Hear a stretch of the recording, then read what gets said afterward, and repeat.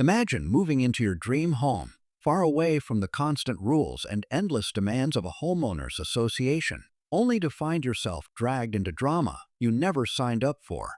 That's exactly what happened to me. I had no ties to their HOA, no contracts, and absolutely no obligation to follow their endless list of restrictions. Yet somehow, one of the loudest and most controlling neighbors, someone we'll just call HOA Karen, decided that my independence was a personal threat to her power. And before I knew it, she wasn't just knocking on my door with complaints. She was filing a lawsuit against me for simply living outside her HOA. At first, I thought it was a bad joke.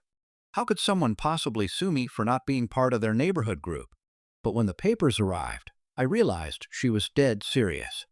She believed her authority stretched beyond her own streets and into mine, and she was determined to pull me under her control. What she didn't expect, though, was that I wasn't just prepared. I was more than ready to fight back with the truth, the law, and a little bit of strategy she never saw coming. The tension grew fast. Neighbors started whispering, meetings were called, and suddenly, I became the center of a battle I never asked to be in. But what HOA Karen didn't realize was that her attempt to push me around would backfire in a way that would not only shut her lawsuit down in minutes, but also lead to consequences she and her entire HOA never imagined. So how did one false move on her part turn into the end of their control and my chance to ban them from ever bothering me again? Stick around, because that's where things get really interesting. When I first moved into my place, I chose it for one reason: peace. No HOA fees, no random rules about what color I could paint my front door, no strangers trying to dictate how I should live on my own property. It was supposed to be simple, but the neighborhood next to mine had one of the strictest HOAs around, and it didn't take long before I noticed how much control they tried to keep over everyone inside their gates. The lawns all looked identical, cars had to be parked a certain way, and even holiday decorations had limits. To me, it felt like a place where freedom had been traded for control. That's when I first crossed paths with HOA Karen. She wasn't just a board member. She acted like the self-appointed sheriff of the entire area. From the moment we met, I could tell she was sizing me up. She'd make comments about how my house didn't match the standards of the community, even though I wasn't part of it. At first, I brushed it off, thinking it was just small talk from a nosy neighbor. But soon, she started showing up uninvited, making notes about my yard, and even questioning why I didn't attend home meetings. I reminded her more than once that my property sat outside her jurisdiction, but it was like she refused to hear it. The real turning point came when she gathered other HOA board members and started spreading the rumor that I was breaking rules that never applied to me in the first place. Suddenly, I wasn't just dealing with one overbearing neighbor. I was up against an entire group determined to pull me under their authority. And that's when the lawsuit arrived, setting the stage for a battle I never expected to fight.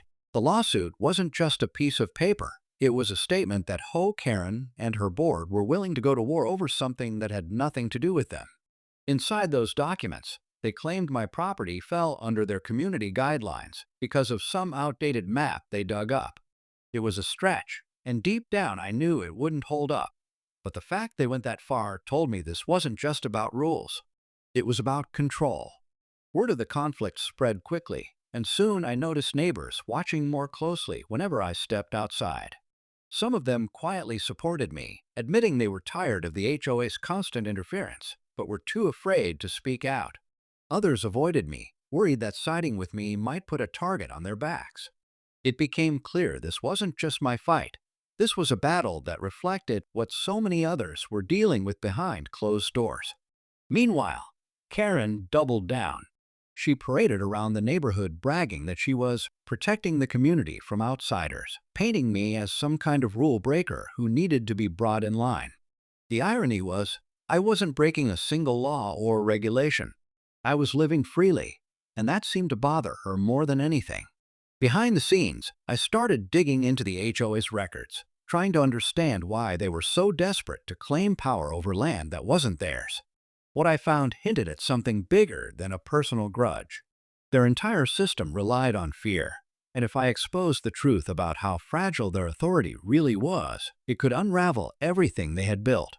But stepping into that fight meant risking more than just my peace. It meant putting myself right in the crosshairs of people who weren't used to losing. The court date drew closer, and every day leading up to it felt heavier than the last. Karen and her whole board strutted around with an air of confidence, as if the outcome was already decided. They handed out flyers to their members, twisting the story and painting me as the reckless neighbor who refused to follow community standards. The funny thing was, most of those standards had nothing to do with me or my property. Still, their persistence created an atmosphere of tension that you could almost feel in the air. Meanwhile, I stayed quiet on the outside, but behind the scenes I was carefully preparing. I gathered property records, old zoning maps, and even spoke with former residents who had stories of the HOA overstepping their boundaries before.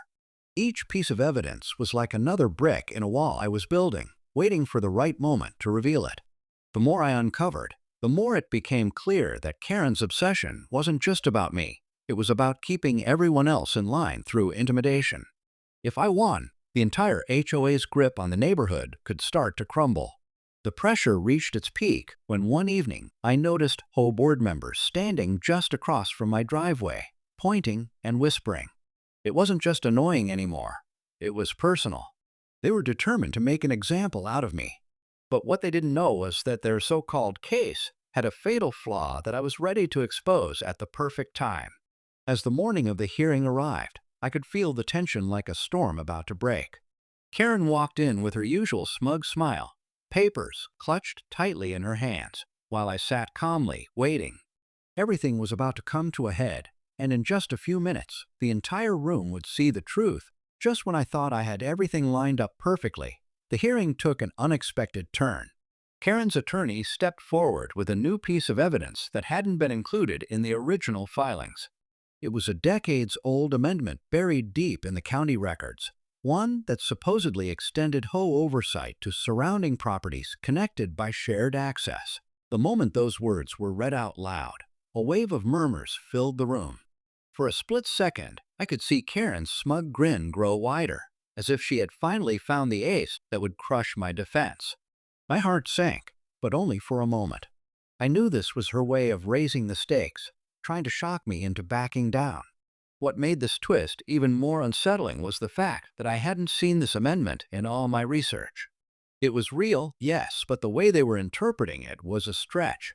Still, it meant I was no longer just defending myself against a baseless claim. I had to challenge a document that gave their argument a layer of credibility. The room seemed to close in tighter as the judge leaned in to examine the amendment. Home members shifted in their seats, whispering to one another, and I could feel the tension multiplying. Suddenly, this wasn't just a fight over one property. It was shaping up to be a precedent that could affect every homeowner in the area.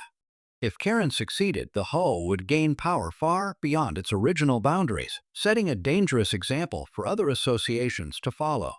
But what they didn't realize was that I had uncovered something even deeper, something hidden in those same county archives that could flip this new evidence right back on them.